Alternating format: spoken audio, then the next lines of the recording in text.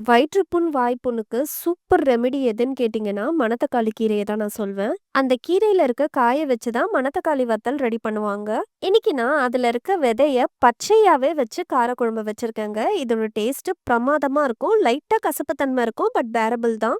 இதுக்கு எதுவும் வேணாங்க. அப்பளம், தேங்காய் துவையல் மட்டும் இருந்தா போதும். சூப்பர்வா இருக்கும். எப்படி பண்ணலாம்னு சொல்லிட்டு பார்க்கலாம். கடாயில 2 டேபிள் ஸ்பூன் நல்லெண்ணெய், கடுகு, சீரகம், வெந்தயம் போட்டு பொரிஞ்சதும் 15 பல் பூண்டு சேர்த்துக்கோங்க. நல்லா வதக்கி விட்டுருங்க. சின்ன வெங்காயமும் சேர்த்து வதக்கிடுங்க. ஒரு கொத்து கருவேப்பிலை, இது கூட நான் கிளீன் பண்ணி வச்ச பச்சை மணத்தக்காளியையும் சேர்த்துக்கிறேங்க.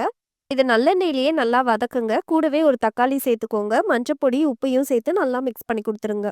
ஒண்ணு சேர்ந்து வதங்குனதும் 2 டேபிள் ஸ்பூன் குழம்பு மிளகாத்தூள சேர்த்து நல்லா மிக்ஸ் பண்ணி குடுத்துருங்க. ஒரு பெரிய லெமன் சைஸ் புளிய கரைச்சு சேர்த்துக்கோங்க. இது கூட நான் 1 கப் அளவுக்கு தண்ணி சேர்த்து லோ ஃப்ளேம்ல ஒரு 8 நிமிஷம் கொதிக்க விடுங்க. எண்ணெய் பிரிஞ்சு வந்ததும் கொஞ்சமா வெல்லம், கொத்தமல்லி சேர்த்துட்டு சர்வ் பண்ணுங்க. அட்டகாசமா இருக்கும். என்ஜாய் பண்ணுங்க.